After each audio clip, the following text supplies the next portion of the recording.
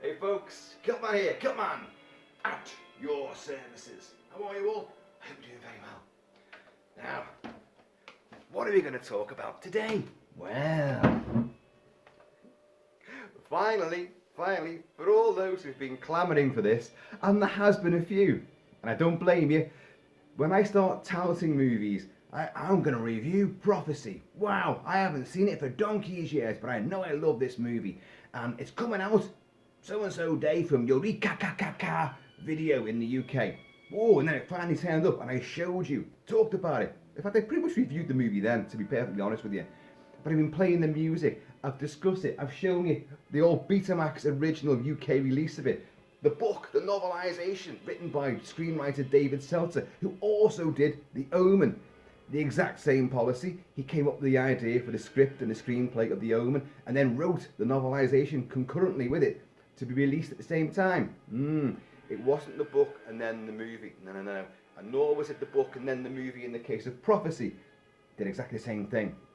But I've been bigging this movie up and talking about it and touting about it and putting little bits of blurb on social media. Oh, it's going to get the full Kilty treatment. 2 weeks have gone by and I still haven't done it. And I've had people literally going like, I'm still waiting on this Prophecy review. Please, are you going to do Prophecy? I've been waiting on this. Where's Prophecy? Well, rest assured, this video now is going to be devoted entirely to Prophecy. And to this bottle of whiskey as well. And you all could have prophesied that now, couldn't you? Cheers, you all. Yeah. So, by the way, look, this was the original poster artwork. 2 different types there on the Betamax cover there. An embryonic beastie inside some horrible, egg sack thing. And on the book, which also, that picture there, trying to watch out for the ring light, that picture there also appeared on some of the posters too. And this film came out in 1979. And I've just noticed as well that David Cronenberg's The Brood came out in 1979. And if you look, there's the book right now.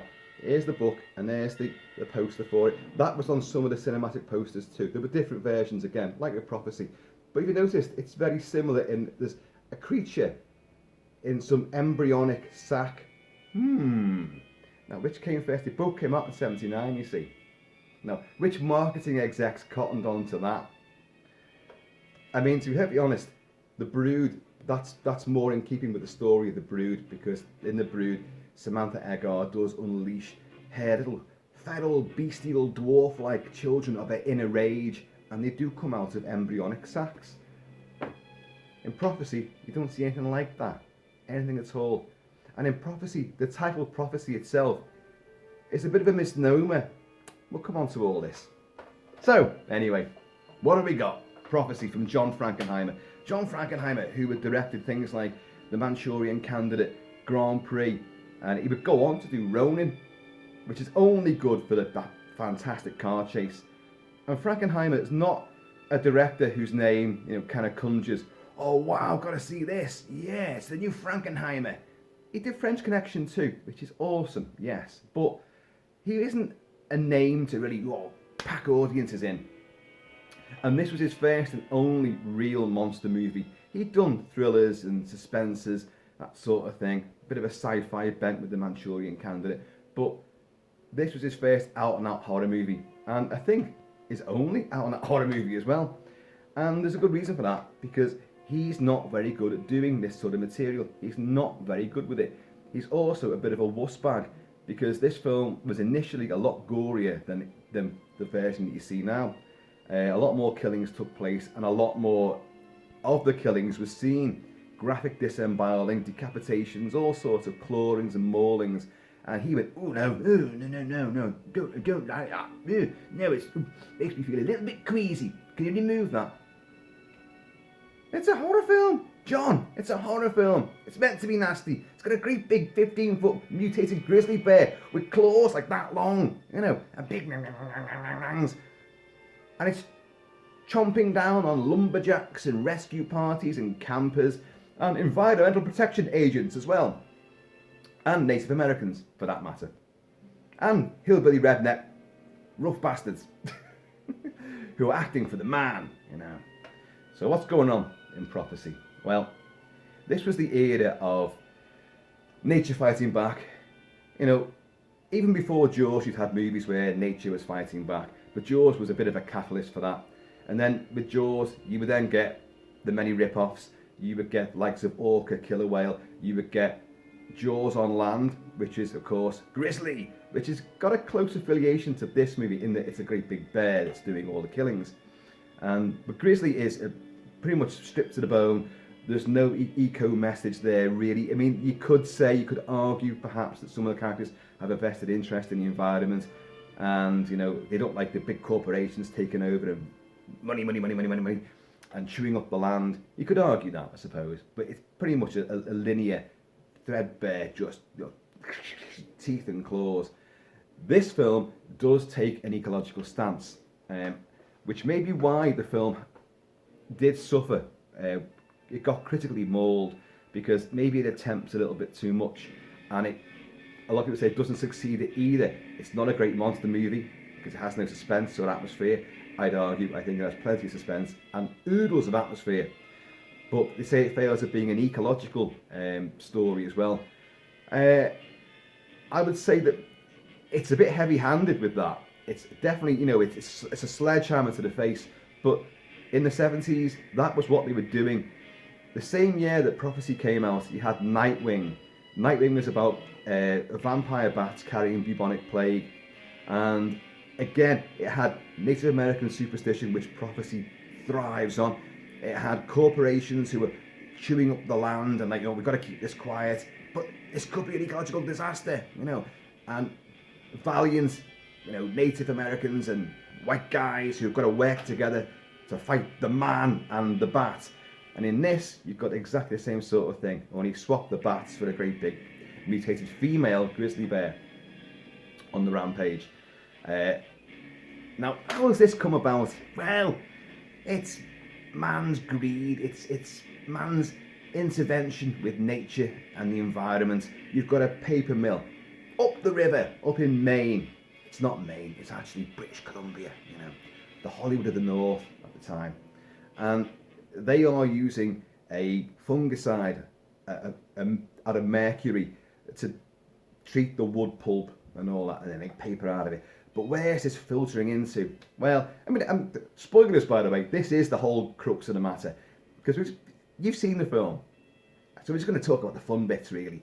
But so this mercury is leaked into what the Native Americans there, epitomised by Hector M. Ray, who is played by the great George Clooney, a genuine Native American, who's also in Nightwing, playing almost exactly the same role. A mystical old shaman, you know, who's foretelling what's going to happen. So they've got a little garden of Eden, this beautiful pool where tadpoles are the size of bullfrogs, where all the plants are growing, the mushrooms are huge, everything grows big here, says M. Ray. And you're like, well, yeah, because the salmon's like 10 times the size it should be.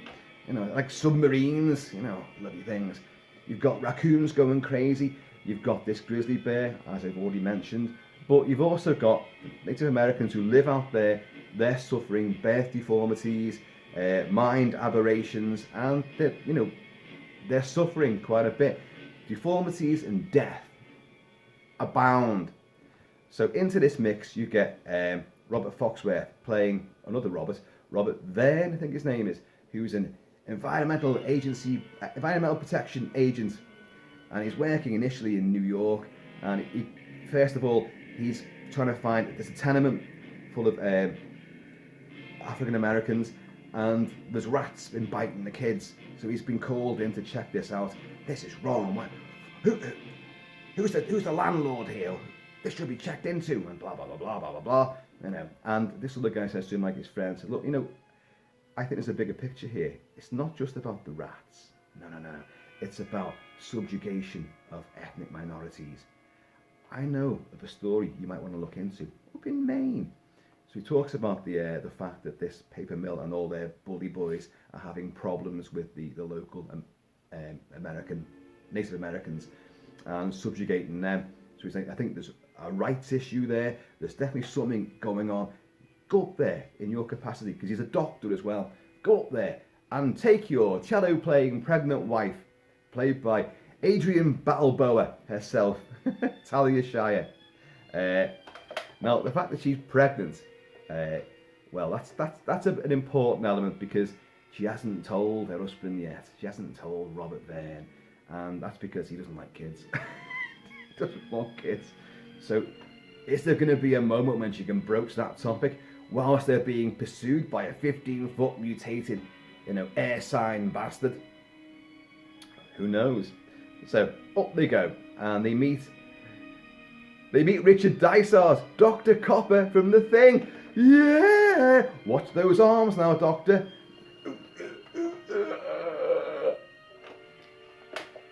Now, in The Thing, Richard Dysart is great. He's tremendous. The very fact that when the alarm goes off, he comes out of one of the rooms, and his bolloco, his nicky-nacky nose on show, and he's going, what's going on? The fact that he did that's kind of like, okay, hats off, sir, well done. You didn't have to go the extra mile or the extra 3 inches, but I like the fact he did it. And he's a great actor in The Thing. In this, he plays, let me see if I can get this name right, because I think the name's atrocious. Bethel Isley. Bethel? Who calls a male child Bethel? That's 2 female names, Beth and Ethel. Not good names anyway. And collided them together and made Bethel. What? And he's the guy in charge of the paper mill. And he meets, Robert Foxworth and Talia Shire off the plane. And what's this? It's my cello. Yeah. Fucking bring that up there for you know what I mean? And he's outwardly lovely. He's a very sort of sweet guy, and he takes an interest in them. We also meet a family of a very strange family of campers, because it's a dad and 2 kids. Now in the novelisation, the mother's there as well, if I remember rightly. Sure she is. So I'm not sure what happened there, how they ditched her. But so he's all nice as pie. But right, I'll take you up to your digs in the cabin and all that, show you around a bit. But he's got a couple of pickup trucks, and there's a few goons in these trucks. Already you'd be thinking, hang on a minute, hillbilly rednecks. All of a sudden, I don't want to squeal like a pig, so fuck you, mutated paper mill. I'm not bothered, I'm going back on that plane. And they meet a roadblock, and the roadblock is headed up by John Hawkes. John Hawkes, who is the local sort of, the renegade, he's the activist, Native American. And he's played by Armand Assante. Armand Assante, who is not Native American. No. He's a great actor though, I do like Armand Assante. He was in there, the terrific Eye the Jury, a Mickey Spillane style thriller, Eye the Jury. And he plays Rico in the Danny Cannon, Stallone version of Judge Dredd from the early 90s. Yes, that version. Which I actually like, for all the wrong reasons. But Armand Assante plays Judge Dredd's clone brother, Rico. And I've said it before, I have mentioned this in other videos, that they do look alike. Stallone and Armand Assante have a very similar look. The same complexion, the same eyes, same brow, the same nose. Especially during that period, they look very, very similar. And a nice other connection, of course, is that you've got Talia Shire. Adrian is in there as well. So it's just symbiology, it's all there. Things are connected and all that kind of stuff. I love that. And so he's got a roadblock there with some other activists, including his girlfriend, Ramina, something like that. Very, very, very, very pretty girl. And so the bully boys get out there, get your chainsaws, cut that. And he's like, puts his axe down. No, you're not coming past here. Told you before. So of course we've got our 2 visitors who are meant to be checking this whole situation out, and they've got a lightning fucking straight into it, like Christ almighty. Here's a confrontation right now. So Bethel gets his big bully boy out. I think he was the main stuntman and second unit director as well in the movie, and he comes up like with a chainsaw. So you get treated to a chainsaw axe fight. This is quite near the start of the movie. Great stuff. And but in the end, oh, you've got to calm this down, stop this. Robert Foxworth said, stop this, you know. So they chop the roadblock tree out the way, and like the Indians have to go and retreat. Sorry to witness all that, like, but you know, the renegades, they're dangerous, they're killers. So what's happening is, you've had lumberjacks go missing, you've had a rescue team going to find them go missing as well in the opening of this movie. They take a little plunge down the side of a cliff, and then an unseen killer, you just hear snarling, growling and screaming, and then you see bodies on the rocks down on the dry riverbed down below. And this is the start of the movie. And it's a great enigmatic and mysterious, and like, something's out there. And but of course, Richard Dysart, Bethel Isley and his cronies are blaming the Native Americans. And in all honesty, they don't seem to realise that what they're doing, that their practices, which they're on old sacred Indian land, that old chestnut, it's always going to be there. And so, you know, the basic rights of Native Americans, which of course in the 70s, and in fact even today, is massively just sidelined and brushed under the carpet. That really hasn't changed, that treatment. But so it's a proactive movie in that respect. It was highlighting that. The same as Nightwing before it, the same as Shadow of the Hawk before it, the same as Wolfen in the next couple of years. Wolfen would do exactly the same sort of thing, only to a much better degree, I would say. A lot more subtlety and a lot more sophistication to it, and a lot more intelligence. But that's another story. And there's another nature fighting back movie, Wolfen.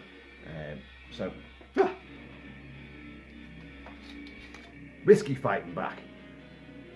I'll win. I'll consume you. So they get to their digs and all that, and Robert's out fishing. He encounters the big salmon, big tadpoles. They get attacked by a raccoon in what is one of the film's more tragically naff set pieces. A mad raccoon.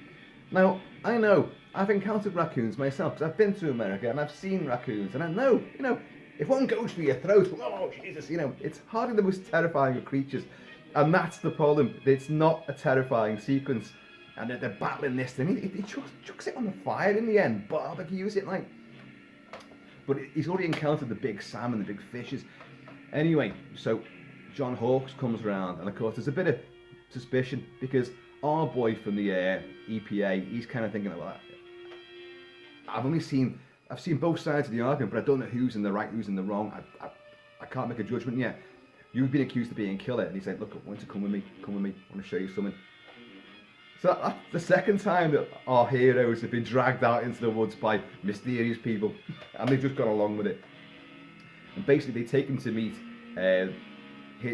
John Hawkes' girlfriend, Romina, her grandfather, Hector Emray, who is George Clooney from Nightwing as well, genuine Native American. And he takes them to see the Garden of Eden, this luxurious pond where I said everything just grows, really everything grows big here. And like you can see, like Robert Foxworth, like this cannot be right. Something's wrong. Why are things growing? Don't eat anything here. Don't ever again. And he sees the logs floating off there, so he recognises, hang on, the logs are there. The logs have come from the lumber mill, the paper mill. They're tainting the water. It's got to be. He's making all these little, conjectures in his mind. Don't eat anything else here. But they've also heard about the legend of Katahdin, right?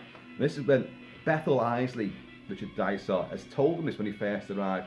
There's been some killings up here, yeah, but the Native Americans think it's their spirit lord, Katahdin. And it's Hector Emray, this good grandfather, the tribal elder, who will then describe what Katahdin is. Isley has already said, it's apparently the size of a dragon, it's got the eyes of a cat. And the grandfather, Emray, says, what it is, it's the spirit entity that protects our people. It awakens only to protect us in times of need. And it's got everything that God created. Elements of all of this are in there. Now, in the book, that's the case. That's pretty much what the case is, really. It has a lot more elements of other animals. And the original concept of the movie was it was going to be, but that creature you see in the embryonic sac there, that 15 feet tall was what it's going to be. In the movie, Frankenheimer just said, "Oh look, no, just make it a bear, just make it a mutant bear," which is why the whole thing got sort of watered down, and a huge fantastical element, and the combination of native tribal religions and beliefs and customs would be meshed with, you know, the science and the DNA fusion and all that. So you've got the melding of two worlds, the supernatural and the scientific, in one horrific onslaught. But that's not really what happens in the movie, because the movie, it kind of makes it very plain that was just a bear that has sadly been mutated by eating the fish from that, well, the fish from the pond that have gone into the lake, and the bears then eaten that. So, and that's the point it's making. It's like, no, it's just purely ecology and man's defilement of the natural world. But Emre clearly reveres Katana. He says, I've seen it. And like, they're kind of like, yeah, just don't listen to the old man, for Christ's sake, you know. Don't take the piss out of him either, no. He knows more than you'll ever know. But if he's seen this thing, he can't be thinking that that's, you know, the great Katardin, because what it is, Tom Behrman does the effect for this movie, and Tom Behrman has done some great things. Cat People, The Beast Within. I've got many other movies. I'm sure he worked on The Funhouse as well with Carl Fullerton. And he does splattery, you know, body morphing, animatronic heads and bladders and stuff like, and lots of gloopy stuff. Sadly, most of that you don't see, because the killings, as I said before, John Frankenheimer got cold feet and pussied out and said, no, I don't want no decapitations, please, no, and no disembowelings, oh God, no. But you do see the bear, and I'm trying to create a facsimile of the bear there. One side of her face, because don't forget it's female, one side of her face is all this mangled, pulsating mass of just ickiness, with a big gloopy eye, huge big eye, and fair down the other side. And it doesn't look too bad. And it's portrayed by three different people in the suit. And one of them is Kevin Peter Hall. Yay! Harry and Henderson's, or in the UK, Bigfoot and Henderson's. And of course, the Predator. And he's brilliant in it, of course. That's the guy. Sadly, he's no longer with us. But if ever you want someone to inhabit your big monster suit, that's the guy you want. That's the guy. But there's two other guys. One of which was a fella called Tom Mclaughlin. Tom Mclaughlin is a mime artist and a magician. And he went on to direct a couple of Friday the 13th movies. But also, before the Friday the 13th movies, and just after this really, he directed a film called One Dark Night, which I love. Remember that, One Dark Night? And it's a sorority, a sisterhood, you know, high school sisterhood. They want the initiation ceremony. This poor girl, a young Meg Tilly, has to spend the night in a mausoleum. And of course they're going to play tricks on her. But in that mausoleum also happens to be the recently interred corpse of a psychic demonic killer called Raymar, I think it is, who his energies are still alive, his spirit's still working, so he reanimates all the corpses. It's half the film is just tedium and pranks, but the second half is really, really good, as these corpses just magically, you know, float down the corridors, this phantasm style mausoleum. And you've even got what's his name from Batman? Oh, original Batman, 1960 Batman.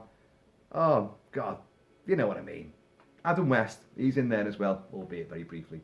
So that's the pedigree of people you've got in this suit, and the suit itself, it comes under a lot of flack from some people, some quarters. I like it a lot. As I said, I think the face is quite horribly disgusting. A facsimile there, as you see. But and its claws are massive, and it walks upright. And what I like about it is that in this film, you do, because it's a man in the suit, you do see it going through the trees and pursuing people. It will attack people. You see this happen. And so you've got people running through the trees now, and this thing is lumbering down after them. And then in an attack sequence where you've got, as I say, you've got three different people playing and three different people inhabiting that costume at different times for different various purposes. Whoever can do whatever movements, like Tom Mclaughlin, the mime and all that. Kevin Peter Hall just being big and fucking aggressive, and doing some good side swipes and claw roundhouses. And but when you see it in the encampment when it's attacking people, what you don't realise is like people are actually crouching down or they're on their knees because it's just a guy who's like 6 foot, whatever, 7 foot. It's not exactly 15 foot tall, but you know, it's all camera trickery, and it's not that bad. It is not that bad. I quite like it. More on that to come. So we now know what the score is, what's causing all this, or what we think is causing it all. So they confront Bethel Isley at his paper mill. They get taken, and it got quite a lengthy tour of the mill, and apparently that was a much longer sequence, and that was, in the end, they cut that down a fair bit, but it's still quite a tour that you go on. And then he finally confronts him. You're using mercury. It's mercury, you know. And they, well, you want to take it up? Is that going in your report as well? Because if it is, you can fucking fly back out of here. My boys will take you to the plane. Aye.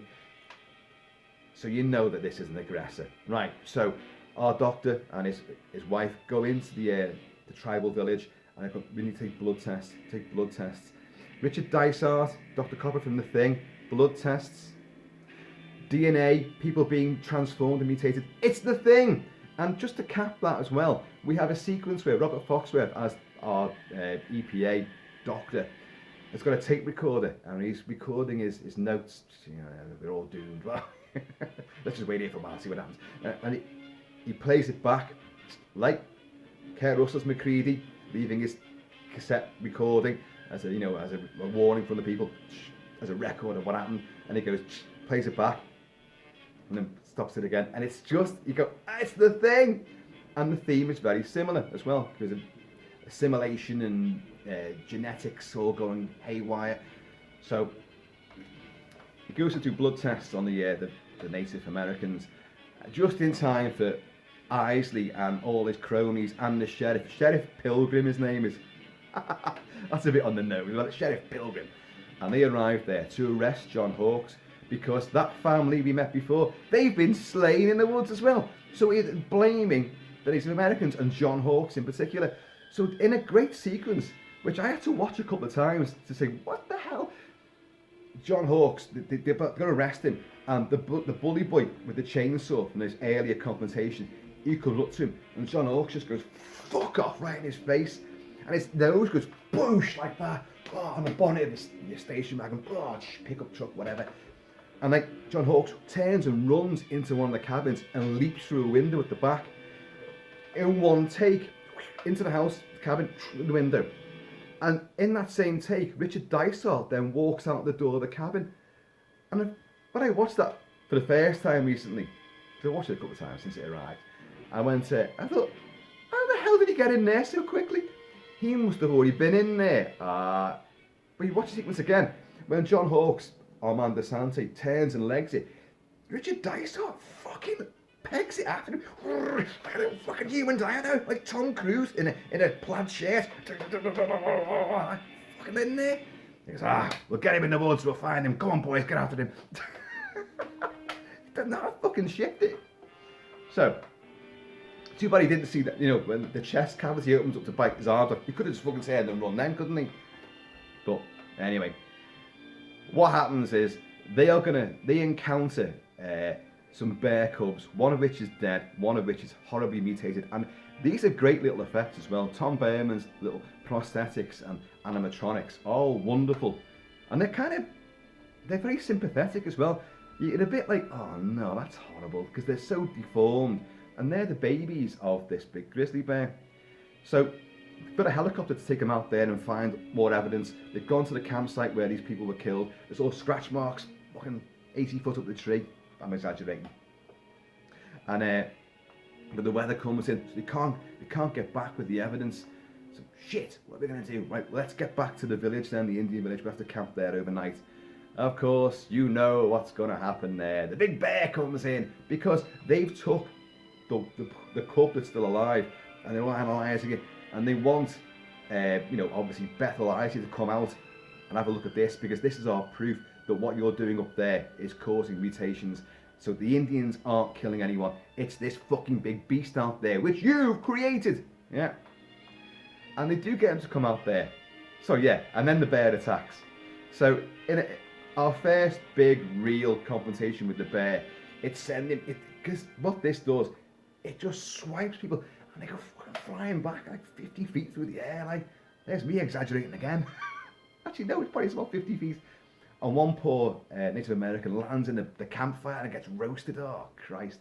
So all our other heroes, including, now you've got Bethel Isley, and the sheriff, and the helicopter pilot, who's been injured. He gets attacked in the village. Then they try to drag him back down and they'll bring him into safety and all that. And they get into tunnels beneath the tents and the wigwams and teepees. They get underneath there. And in a great sequence, which it's come under flack again because people go like, oh, he's not off trying to wring suspense out of this absurd sequence. I think it works. They're all in there. There's about 10 of them in these little tunnels underneath, and they can hear Katahdin, or the bear, striding around, wrecking things, grunting, and that's genuinely eerie. And Leonard Rosenman's otherwise totally energetic, propulsive, and aggressive score is silent. So you just hear the sounds of the big bear paws and the grunting, and then silence. But in the great camera work, I've forgotten who did the camera work. Let me just find that for you. Harry Stradling Jr. did the camera work, cinematography, and it's fantastic. Whereas I love Grizzly, but Grizzly doesn't have, it's got great landscapes and great location exteriors and all that. It's filmed very flat, like TV movie style, which is a bit unfortunate. Whereas this, with great locations, it's very similar style locations, with woods and mountains and trees, rivers and streams and all that. But the camera work here is extraordinarily good, real depth of field to it. And this sequence, where they're trapped underneath and they're all in silence, some of the foreground and background, the way he's juxtaposed it with absolute clarity as people turn and face each other, and you get that lovely sort of cathartic moment where John Hawkes and Bethel Isley, the two enemies, Native American and corporate log jamming bastard, who now realises that it's down to him, and I was blaming you for the wrong reasons. The two of them lock eyes, and it is kind of like a, yeah, you're all right now, really. We'll make amends here. So you get that sequence. Folks, I'm going to change a file soon on this. So you'll see me probably trying to freeze frame for a second, because I can't be arsed pausing it, you know what I mean? But you've got this this dumbass copper, this Sheriff Pilgrim, and in this great set, that is going to change. I'll try to pause. You'll just see a seamless thing, but to me, I've got to try and pause it so I'm not going. Then it jumps ahead. So they think there's nothing up there. It must have gone by now. So the sheriff, pokes his head up the top. I mean, they're all going like, no, don't. Oh, they're going. It's good. It's gone. It'll be all right.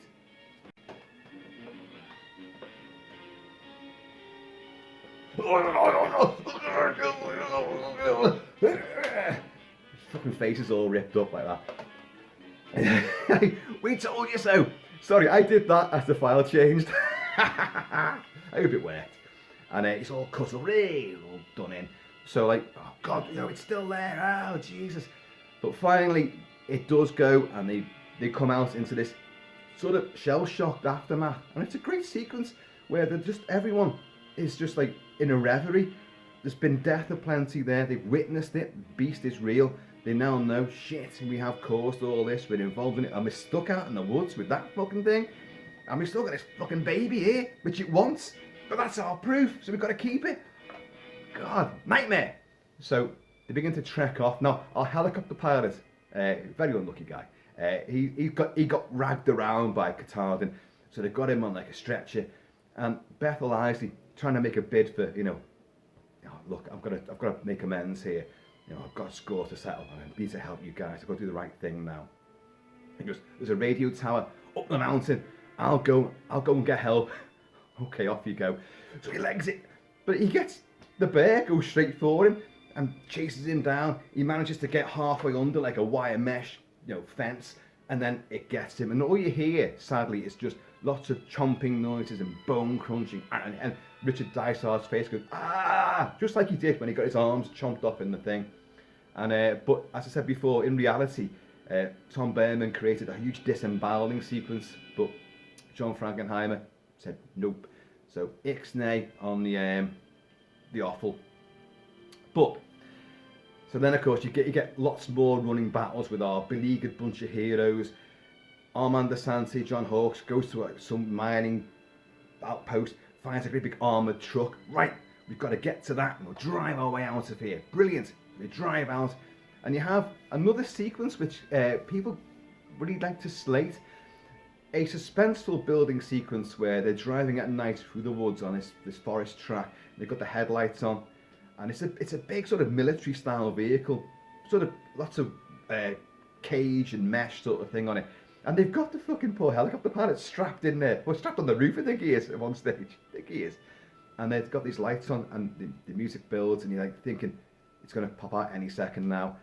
But it doesn't pop out, does it? And then it does! But it's a long sequence, and I've seen many reviews where they actually rip that sequence apart as being John Frankenheimer really losing the plot and totally ham-fistedly trying to create suspense and then just completely unraveling it before your very eyes. So, what? Got hair in my mouth? Ah. God. Oh. I knew this video was going to be plagued. I just knew it. It wasn't meant to be, really, but we're here. Let's carry on while we can. And so suddenly it does appear out of the bushes, and obviously a miniature truck, which is not too bad actually, with little dummy figures in it, but it looks all right. And obviously one of the people inside the costume just goes whoa and pushes the truck over, like, and then the poor helicopter guy who's still strapped to his little fucking stretcher, they can't get him out, they can't free him in time. They all leg it, and this thing just leans down and goes head taken off. You don't see much blood though. It's just a little sort of rubbery stump, because obviously John Frankenheimer said no spurting, no arterial gore, nothing like that, no vertebrae snappage.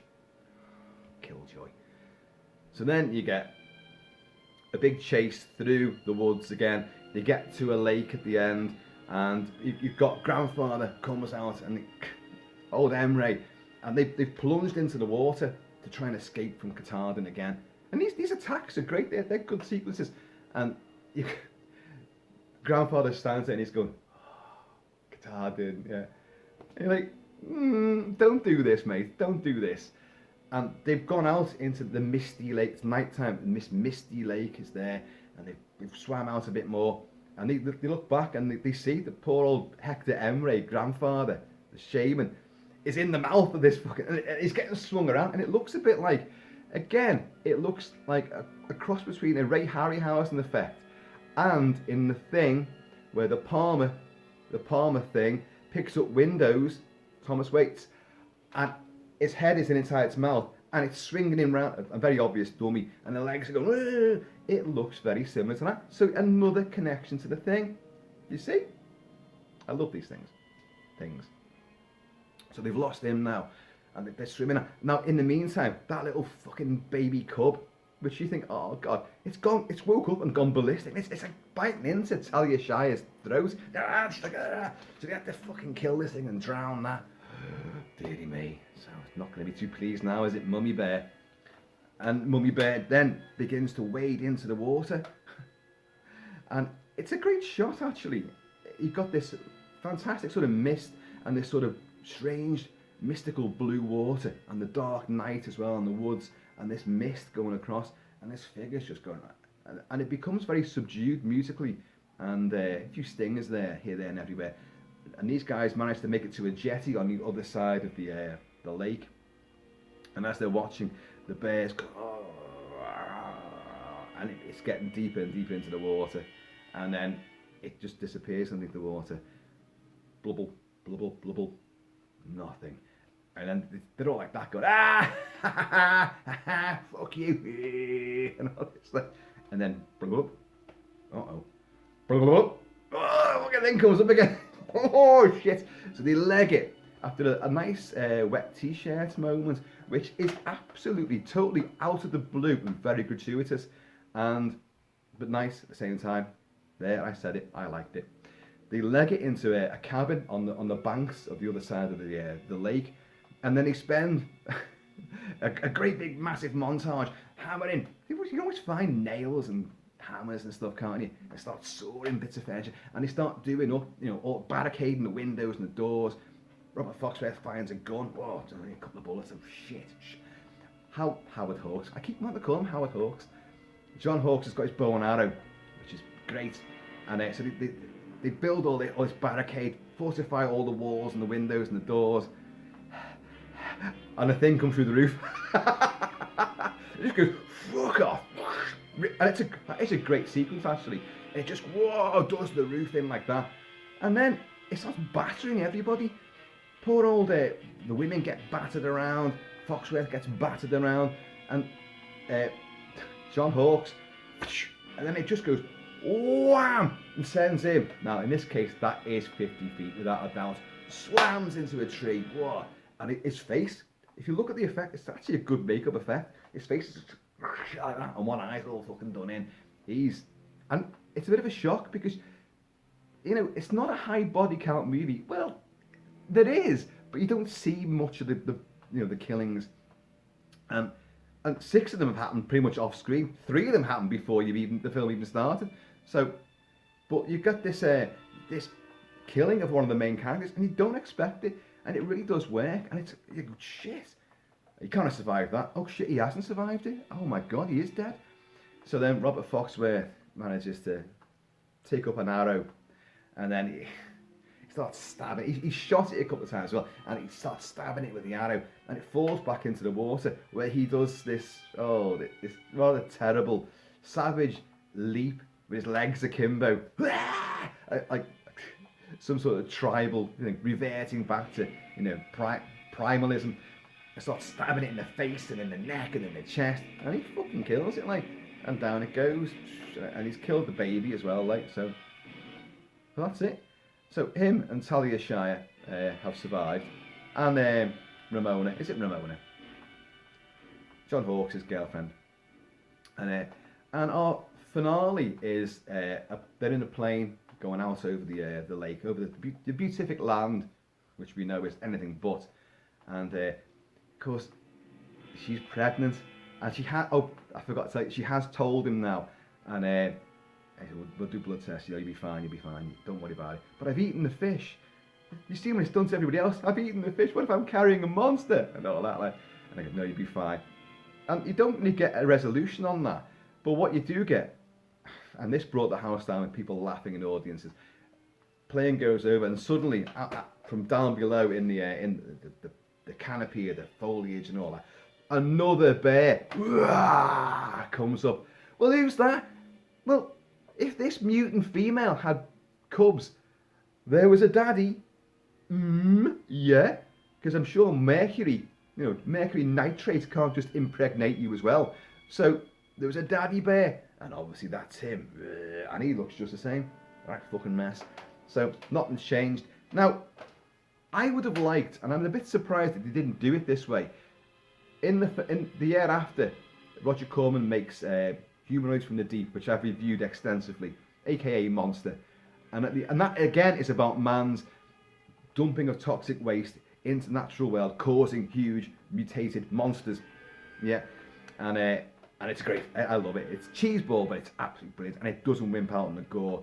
So, but at the end of that, you have one of these mutated mermen has raped. That's what they do. They rape the women and kill the man. And this girl is in a delivery room, and a big belly. She's pregnant. She's about to give birth, and this horrible thing, her belly splits, and this big green beastie comes out.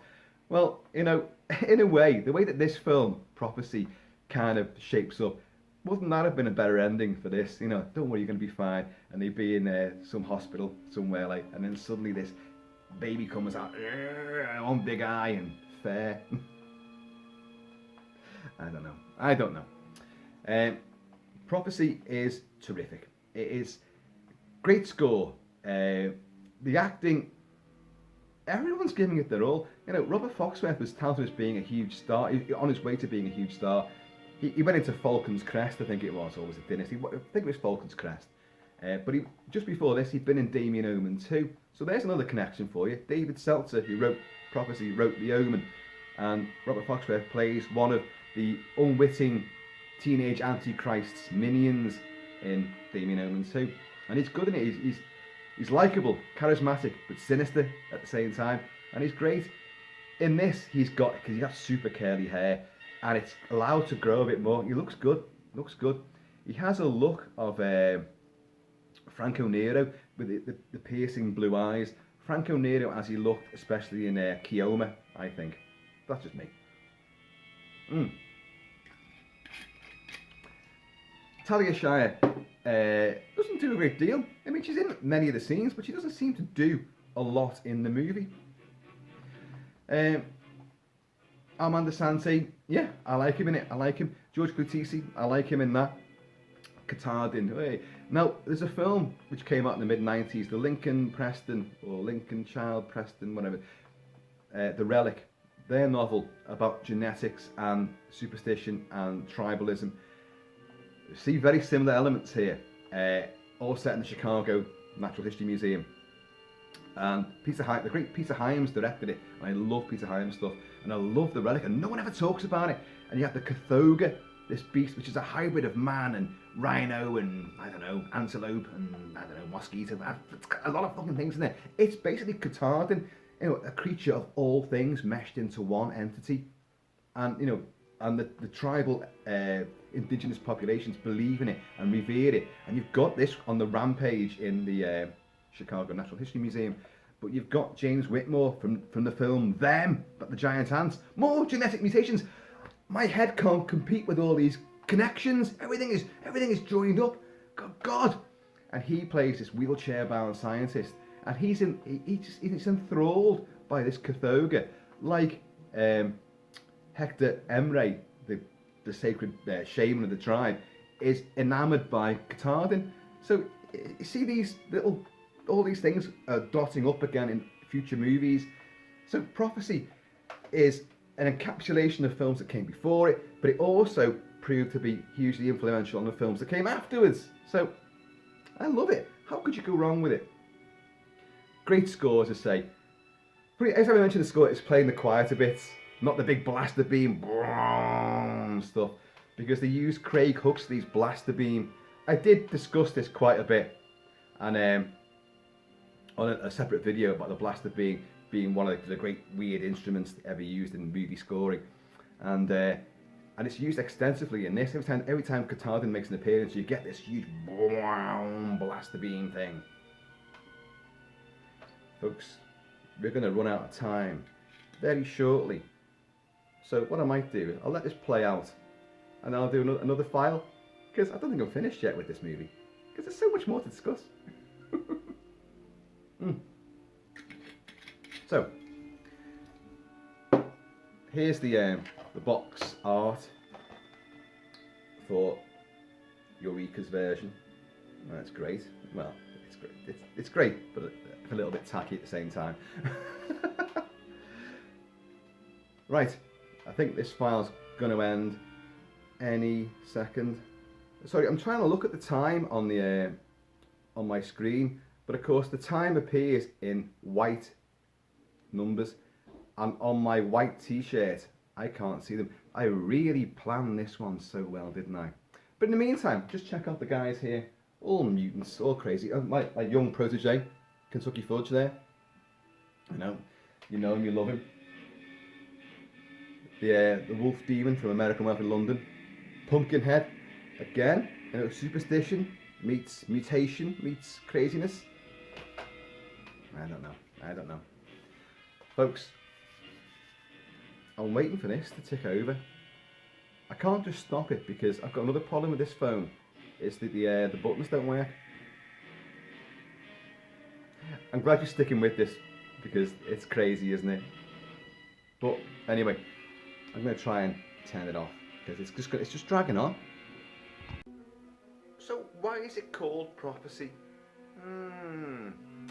Now, in the book, David Seltzer's novelisation, which expands a great deal on the native sort of beliefs and a lot of the bully boy tactics. There's a lot more incidents in that.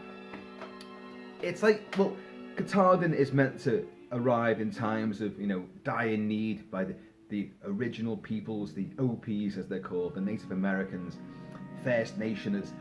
So when they're in jeopardy, Katahdin will appear and save the day. Well, yeah, so there's a slight prophetic angle to that. But, it doesn't really work out.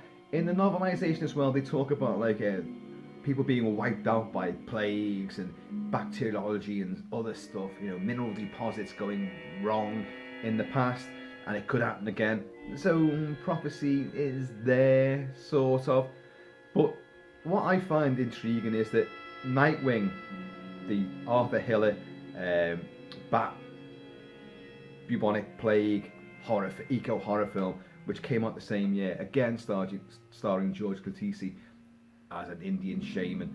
Well, he makes a prophecy right at the very start of that movie, and what that prophecy is, it's a pictogram. He dies, but his pictogram, everything he puts and renders in this picture happens in the movie.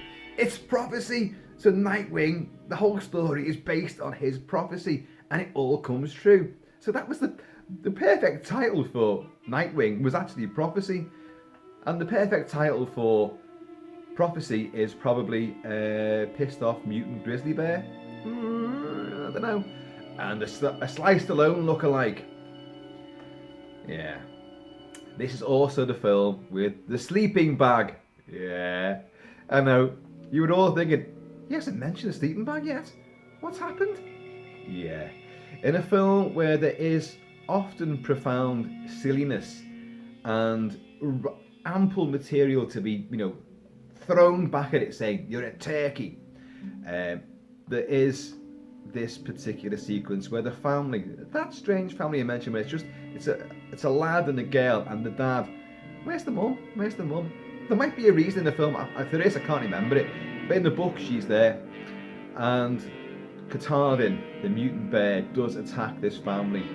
Their paths have crossed a couple of times with our heroes, and they've gone out to this lovely little campsite, this area. That music that was quiet before is now getting really, really big and bombastic. And Katahdin makes an appearance, and they're all zipped up in their sleeping bags. Sadly, again, what gore there should have been is removed completely. So it's just like screaming faces in sleeping bags all zipped up, and then you see claws go whoosh like that. But the lad, look, there is no justification for this. There isn't. It simply isn't. In his bright yellow sleeping bag, all zipped up like that, and obviously death has happened. Dad, sister, gone. So he gets up, and this whatever, you can't see it, is coming towards him, and he gets up in his sleeping bag, and he hops. The fuck? Just unzip the fucking. I don't care how much. I'm zipped up right like that. Just my eyeballs and my nostrils sticking out. And no matter what's coming at me, I'm not going to try to run away by hopping in a sleeping bag. I'm going to waste time unzipping it, because what the hell? You might actually get out of it and run. You're not going to get far hopping, are you? Oh, God. But then, as if that wasn't bad enough, and then you get his face going inside this bright yellow sleeping bag, this cocoon. The bear goes, and the sleeping bag then hurtles against the rock and goes boom, explodes in a shower of feathers and eiderdown. What the fuck? What? Nitroglycerin tipped claws. Boom. And did John Frankenheimer and everybody involved in this movie actually think the audience were going to sit there and go, ah? They just go, the fuck? What the fuck? Because it is ludicrous. It is. In a film that I massively, massively enjoy, and even though all its tawdry bits are worn proudly on its fairy suited sleeve, I get by and I enjoy them, and I take them on the chin, but I enjoy the characters, the story, the hodgepodge idea. the melting pot of themes going in there. The eco, the horror, the monster, the shamanism, the corporate greed. I love all that, like the hillbillies and the OPs and all that. I like all that, and I like the monster. I think it's a great monster, but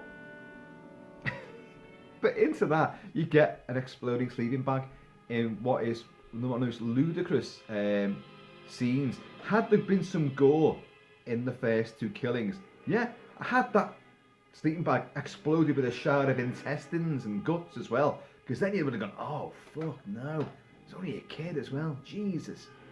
But no, it's just, it's pathetic. I know people could say that in Grizzly there is a sequence where a woman is smashed between 2 trees by an 18-foot grizzly bear. Yeah, Grizzly's even bigger than this bear, by the way, and for the most part it's a real bear standing up going on its back legs, and when it drops down to all fours and it runs after victims, fucking hell, it's terrifying, because it's a real bear. And the bits where it's not the real bear and it's a prosthetic fairy sleeve with claws, just goes like that from left to right or right to left across the frame, decapitating the horse, taking someone's arm off, taking a little kid's leg off as well. Jesus, it does lots of stuff. Pushing over a miniature helicopter, shaking a big a ranger's tower, which is also, there's a ranger tower in the book novelisation of Prophecy, but it's not in the movie itself. And it's an interesting sequence as well, where you get a bit more plot development going on, a bit more suspicion as to that mysterious paper mill up the river.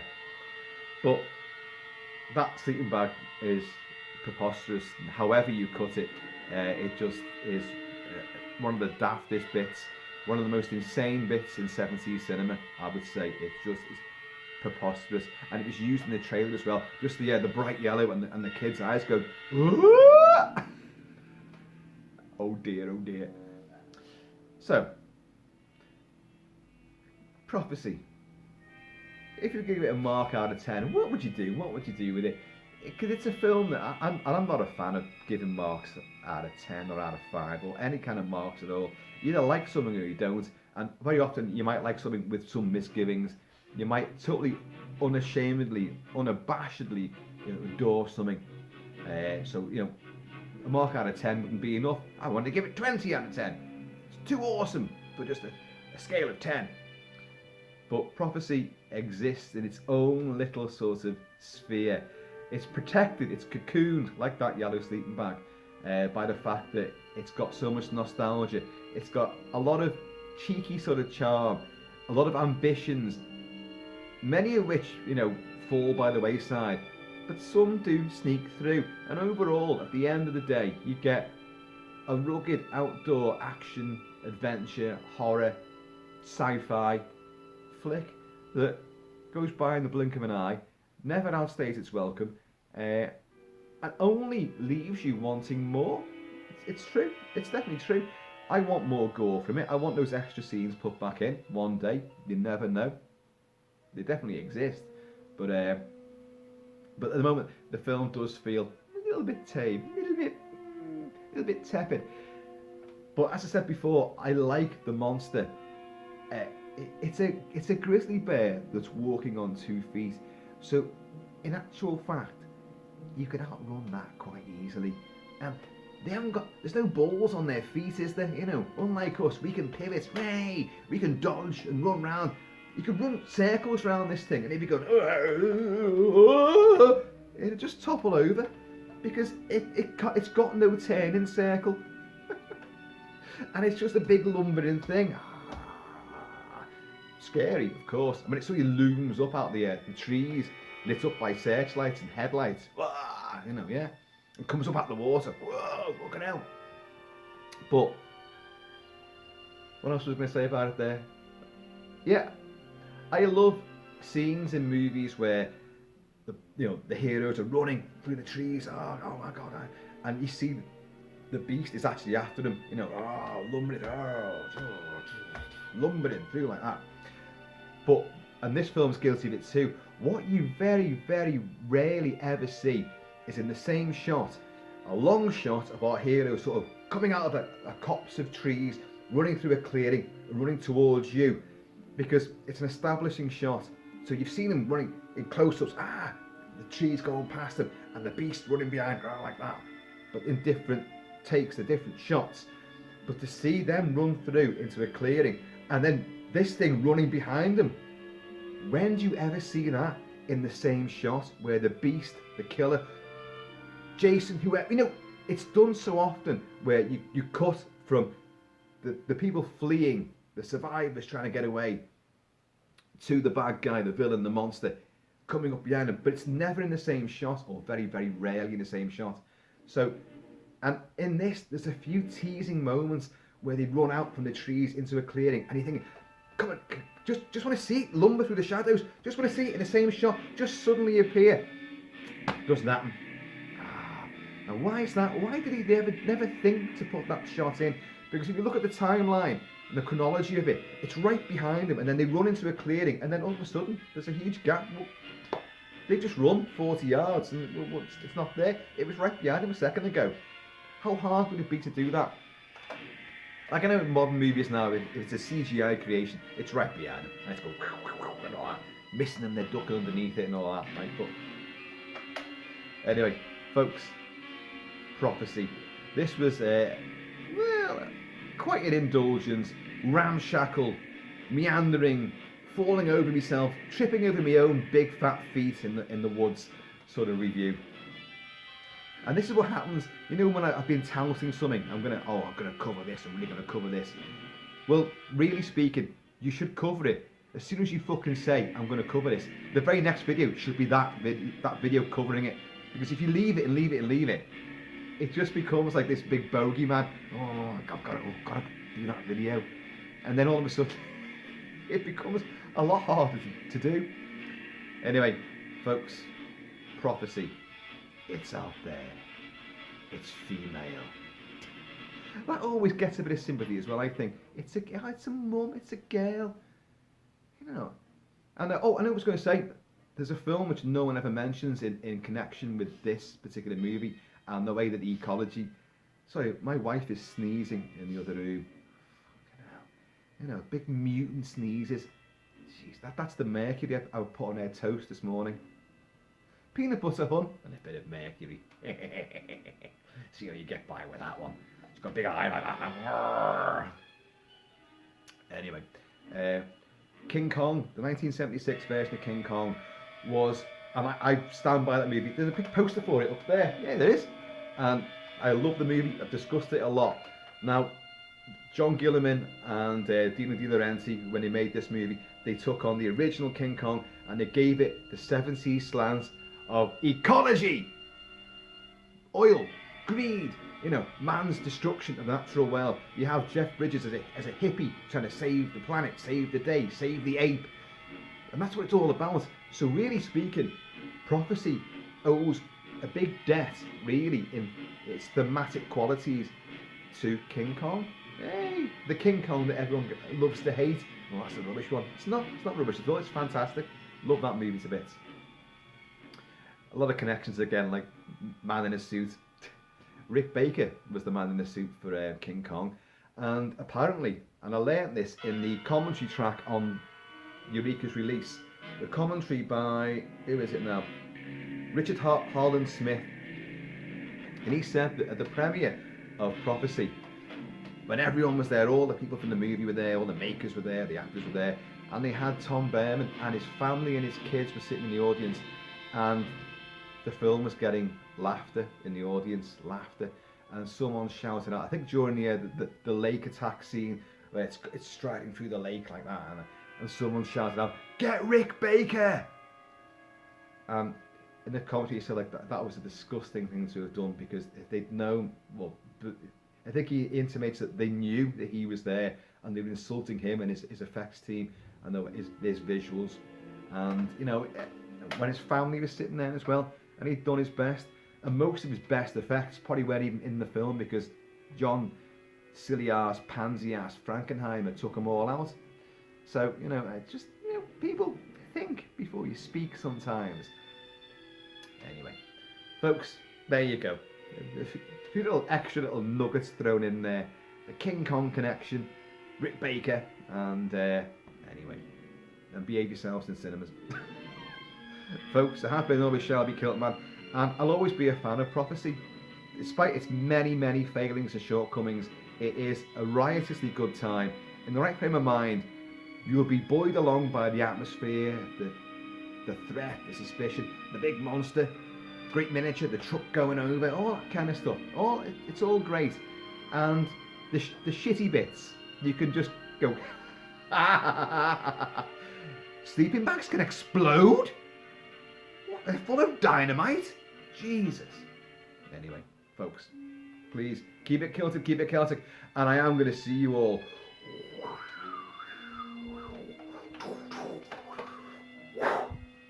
later,